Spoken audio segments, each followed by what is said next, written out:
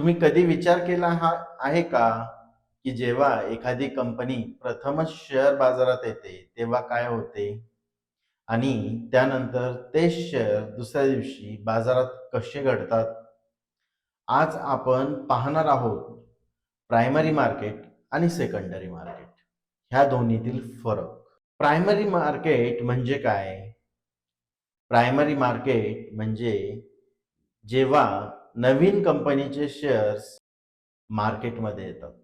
उदाहरणार्थ, जेव्हा झोमॅटो किंवा LIC सारख्या कंपन्यांनी प्रथमच शेअर्स बँक आणि गुंतवणूकदारांना विक्रीसाठी आणतात, त्याला IPO म्हणतात. या प्रक्रियेत गुंतवणूकदार थेट कंपनीकडून शेअर्स विकत घेतात आणि त्यातून मिळणारी रक्कम कंपनीचा भांडवल वाढीत जाते. उदाहरणार्थ, झोमॅटोने 2021 मध्ये IPO द्वारे तब्बल 5,178 कोटींची उभारणी केली. त्याचप्रमाणे भारतातील विमा कंपनीतील सगळ्यात मोठी कंपनी LIC ने 2022 मध्ये आपला IPO बाजारात आणला. तो साधारणतः 3 पट जास्त मागणी मिळाली. प्रायमरी मार्केटमध्ये गुंतवणूकदारांना नवीन शेअर्स खरेदी करण्याची संधी मिळते आणि कंपनीला विक्रीसाठी आवश्यक निधी मिळतो. त्यातून कंपनी विकास करते. मग सेकंडरी मार्केट म्हणजे काय? सेकंडरी मार्केट म्हणजे पूर्वी जे IPO आलेले असतात तेच शेअर परत परत व्यवहार होतात. सरळ सांगायचे झाले तर तेथे तुम्ही आपल्या बाजूनी आधीच खरेदी केलेले शेअर्स दुसऱ्या गुंतवणूकदारांना विकता किंवा त्यांच्याकडून विकत घेता. हा सामान्यतः आपला शेअर बाजार आहे. भारतात राष्ट्रीय स्टॉक एक्सचेंज म्हणजे NSE आणि बॉम्बे स्टॉक एक्सचेंज म्हणजे BSE हे दोन प्राथमिक बाजारपेठा आहेत, शेअर मार्केट आहेत.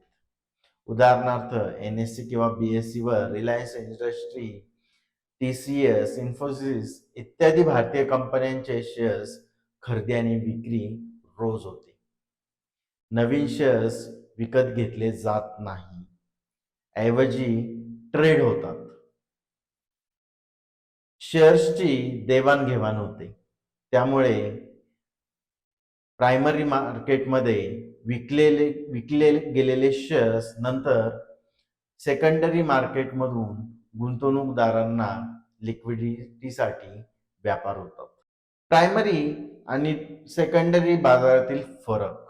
प्रायमरी बाजारात नवीन शेअर्स प्रथमच जारी होतात.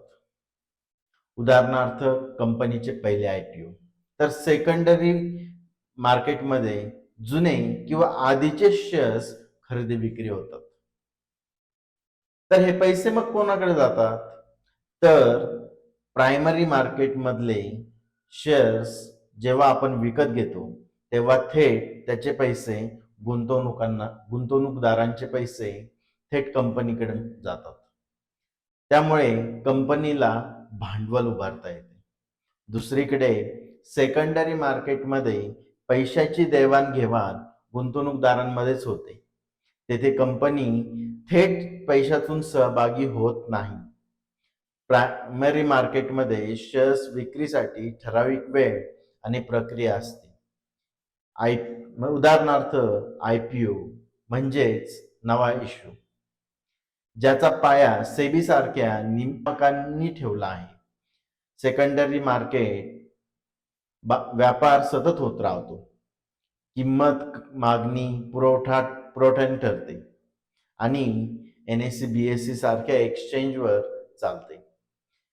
प्रायमरी बाजारात मुख्यतः मोठी संस्था आणि निवडक गुंतवणूकदार सामील होतात. तर सेकंडरी मार्केटमध्ये सामान्यतः प्रत्येक सामान्य संस्थापक गुंतवणूकदारांचा भाग होतो.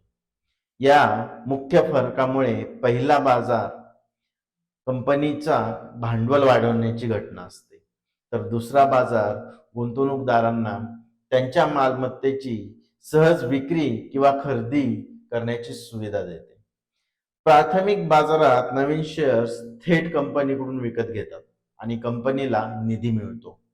तर सेकंडरी मार्केटमध्ये पूर्वीचे शेअर्स गुंतवणूकदारांमध्ये खरेदी विक्री होतात. उदाहरणार्थ झोमॅटो, LIC सारख्या कंपन्यांचे IPO प्राथमिक बाजारात होतात. त्यात गुंतवणूकदारांनी मोठ्या प्रमाणात पैसे गुंतवलेले असतात. त्यानंतर याच कंपन्यांचे शेअर्सचे व्यवहार NSE, BSE इत्यादी बाजारात सुरू होतात. या दोन्ही बाजारपेठांचा समन्वय अर्थव्यवस्थेत नवीन निधी आणणे आणि गुंतवणूकदारांना लिक्विडिटी उपलब्ध करून देणे या दोन्ही उद्देशांची पूर्तता करते. आशा आहे की हा व्हिडिओ तुम्हाला प्रायमरी आणि सेकंडरी मार्केटमधील फरक समजून घेताना उपयुक्त ठरला असेल. जर तुम्हाला ही माहिती आवडली असेल तर कृपया लाईक करा, व्हिडिओ शेअर करा आणि आमच्या चॅनलला सबस्क्राईब करायला विसरू नका. धन्यवाद.